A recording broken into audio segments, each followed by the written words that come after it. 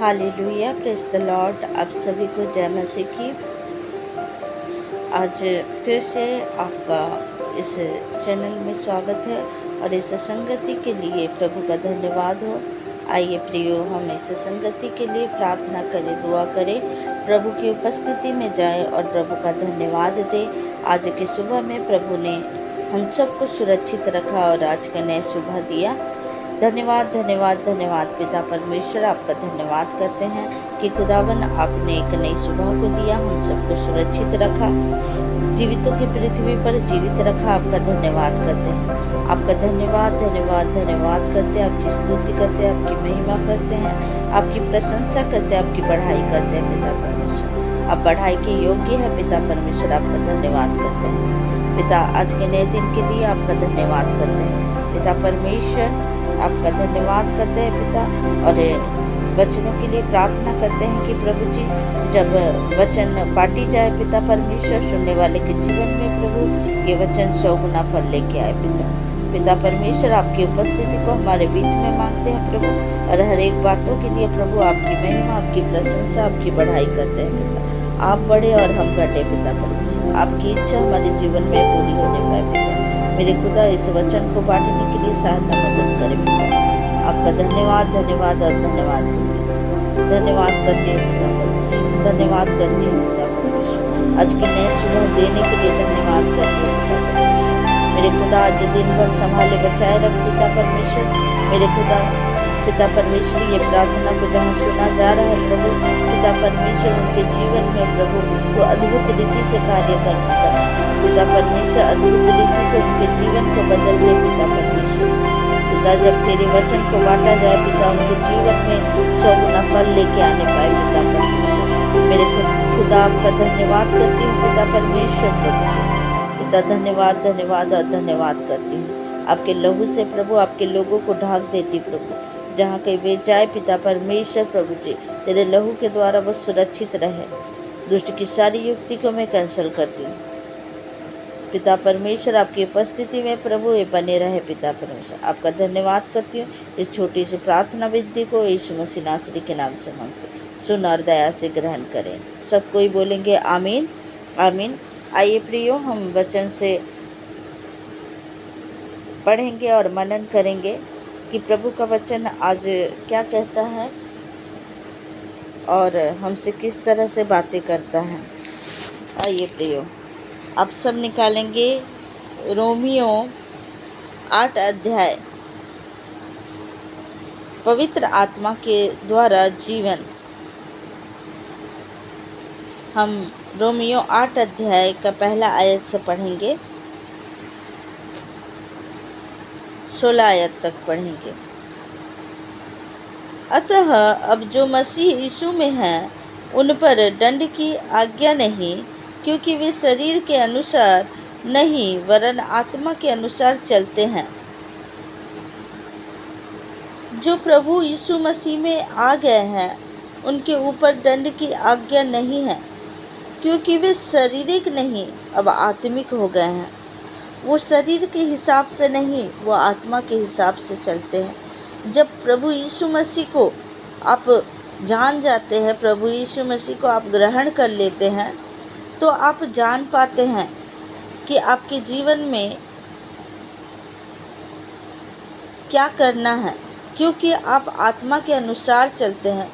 उस समय में आप शारीरिक नहीं, आप आत्मिक हो जाते हैं, और आत्मा आपको गाइड करता है कि आप किस तरह से चलेंगे। हालेलुया। क्योंकि जीवन की आत्मा की व्यवस्था ने मसीह यीशु में मुझे पाप की और मृत्यु की व्यवस्था से स्वतंत्र कर दिया। क्योंकि यीशु की आत्मा की व्यवस्था ने मसीह यीशु में मुझे पाप और मृत्यु की व्यवस्था में स्वतंत्र कर दिया। जब हम प्रभु यीशु मसीह में आए, जब प्रभु यीशु मसीह में हम विश्वास किए, तो प्रभु ने उस पाप और मृत्यु की व्यवस्था से हमें स्वतंत्र कर दिया है। अब हमारे लिए वो आत्मिक मृत्यु नहीं है, वो पाप नहीं है। हमारे पापों का क्षमा हमें मिल चुका है।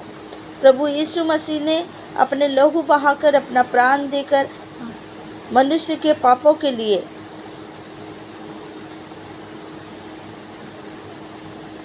अपने प्राण को दिया है, अपने लहू को बहाया है।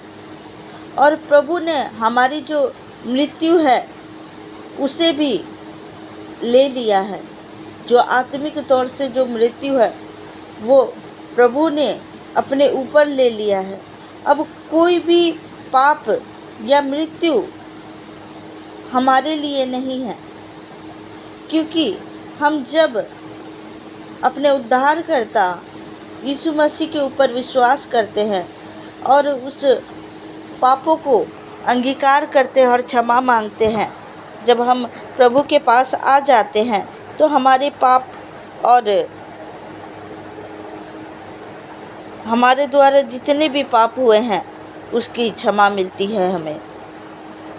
और उस पाप और मृत्यु की व्यवस्था में स्वतंत्रता हमको मिल चुका है, क्योंकि जो काम व्यवस्था शरीर के कारण दुर्बल होकर ना कर सकी, उसको परमेश्वर ने किया, अर्थात अपने ही पुत्र को पापमय शरीर की समानता में और पाप बलि होने के लिए भेजकर शरीर में पाप पर दंड की आज्ञा दी। यीशु मसीह ने हमारे पापों को अपने शरीर में ले लिया। यीशु मसीह ने अपने आप को पाप बलि के लिए दे दिया। पिता परमेश्वर अपने इकलौते पुत्र को हमारे पापों के लिए दे दिया, ताकि जो कोई उस पर विश्वास करे वो नाश ना हो। पिता परमेश्वर ने अपने पुत्र को हमारे पापों के लिए उस क्रूस पर बलिदान कर दिया, इसलिए कि व्यवस्था की विधि हम में जो शरीर के अनुसार नहीं वरन आत्मा के अनुसार है, आत्मा के अनुसार चलते हैं, पूरी की जाए।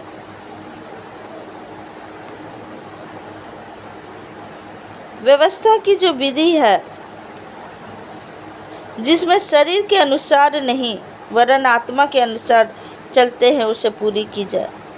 हम शरीर के अनुसार नहीं, हम आत्मा के अनुसार उसे पूरी कर सकते हैं जब हम शारीरिक नहीं, हम आत्मिक होंगे। क्योंकि शारीरिक व्यक्ति शरीर की बातों पर मन लगाते हैं, परंतु आत्मिक जो शारीरिक व्यक्ति है वो केवल शरीर के ऊपर मन लगाएगा, परंतु आध्यात्मिक आत्मा की बातों पर मन लगाते हैं। जो आध्यात्मिक है वो आत्मिक बातों पर, आत्मा की बातों पर मन लगाएगा।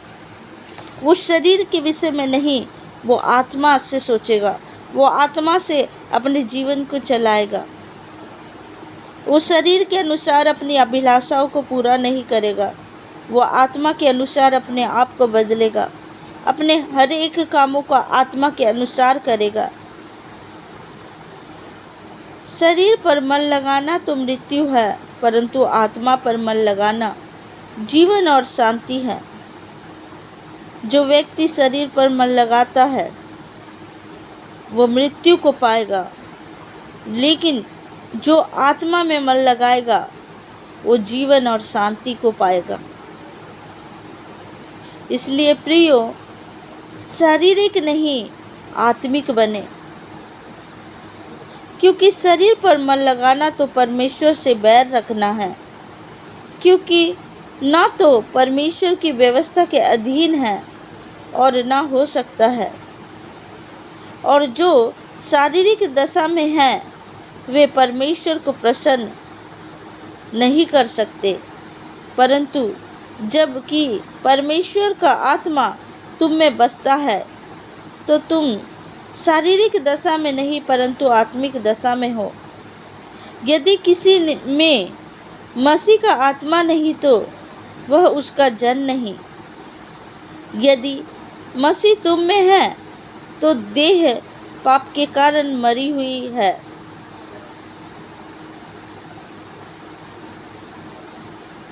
परंतु आत्मा धर्म के कारण जीवित है।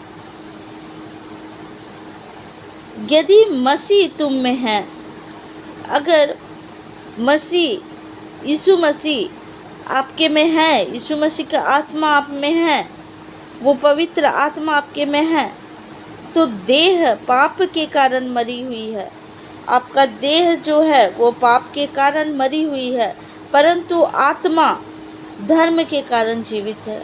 आपका आत्मा वो धर्म के कारण जीवित है। यदि उसी का आत्मा जिसने यीशु को मरे हुओं में से जिलाया तुम में बसा हुआ है, तो जिसने मसीह को मरे हुओं में से जिलाया वह तुम्हारी नश्वर देहों को भी अपने आत्मा के द्वारा जो तुम में बसा हुआ है जिलाएगा।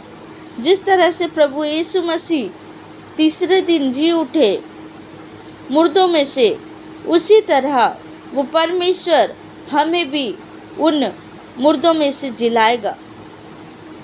हमारी आत्मा अनंत जीवन के लिए वो जिलाई जाएगी। जब प्रभु यीशु मसीह जी उठे, उसी तरह से जो हमारा नश्वर देह जो है उसे जिलाया जाएगा। प्रभु यीशु मसीह जिस तरह से मरकर जिए, उसी तरह से हम भी जी उठेंगे। जब रैप्चर होगा तब हम भी जी उठेंगे। इसलिए हे भाइयों, हम शरीर के कर्जदार नहीं कि शरीर के अनुसार दिन काटे, क्योंकि यदि तुम शरीर के अनुसार दिन काटोगे तो मरोगे। यदि आत्मा से देह की क्रियाओं को मारोगे तो जीवित रहोगे। इसलिए कि जितने लोग परमेश्वर के आत्मा के चलाए चलते हैं वे ही परमेश्वर के पुत्र हैं, क्योंकि तुमको दासत्व की आत्मा नहीं मिली कि फिर भयभीत हो, परंतु लेपालपन की आत्मा मिली है, जिससे हम हे अब्बा हे पिता कहकर पुकारते हैं। आत्मा आप ही हमारी आत्मा के साथ गवाही देता है कि हम परमेश्वर की संतान हैं, और यदि संतान है तो वारिस भी, वरन परमेश्वर के वारिस और मसीह के संगी वारिस हैं, कि जब हम उसके साथ दुख उठाए तो उसके साथ महिमा भी पाए। हालेलुया, उसके साथ महिमा भी पाए। जिस तरह से प्रभु यीशु मसीह महिमा को पाए, उसी तरह हम भी जब मसीह के लिए दुख उठाएंगे तो उस महिमा को पिता परमेश्वर हमें भी देंगे। आप शरीर के अनुसार नहीं, आत्मा के अनुसार चले। जो शारीरिक है वो मृत्यु को पाएगा, लेकिन आत्मिक व्यक्ति वो आत्मिक रूप से जी उठेगा। उस रैप्चर में वो जी उठेगा। उसका आत्मा वो अनंत आग में नहीं डाला जाएगा, वो आग की झील में वो नहीं डाला जाएगा। परमेश्वर उसको भी जिलाएंगे। इसी तरह आत्मिक रूप से अपने जीवन को यापन करे, आत्मिकता में बढ़े, आत्मिक जीवन को इम्प्रूव करे, शारीरिक रूप से नहीं। अपने जीवन को पवित्र आत्मा के द्वारा जिए, पवित्र आत्मा से सहायता मदद मांगे, ना कि शरीर के अनुसार। हालेलुया। इस वचन के द्वारा प्रभु आप सबको ब्लेस करे और आत्मिक रीति में आप बढ़ते जाए और शारीरिक नहीं आत्मिक रूप से प्रभु में बढ़ते जाए। हालेलुया। इस वचन के द्वारा प्रभु आप सबको ब्लेस करें। आइए प्रियो, हम प्रार्थना में जाएंगे।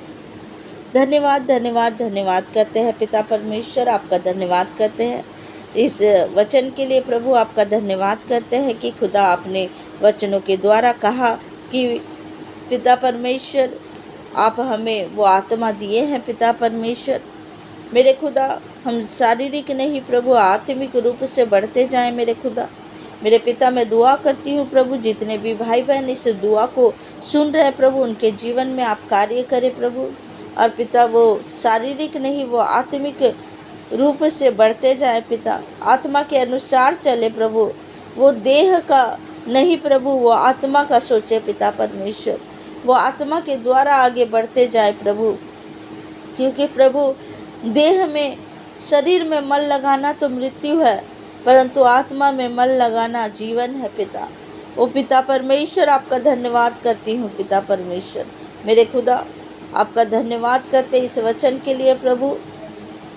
पिता परमेश्वर, जितने भी भाई बहन इस प्रार्थना को सुन रहे उनके जीवन में प्रभु आप अद्भुत रीति से कार्य करें प्रभु। दिन भर उन्हें संभाले पिता, उनके हर एक कार्यों में आशीष दे पिता।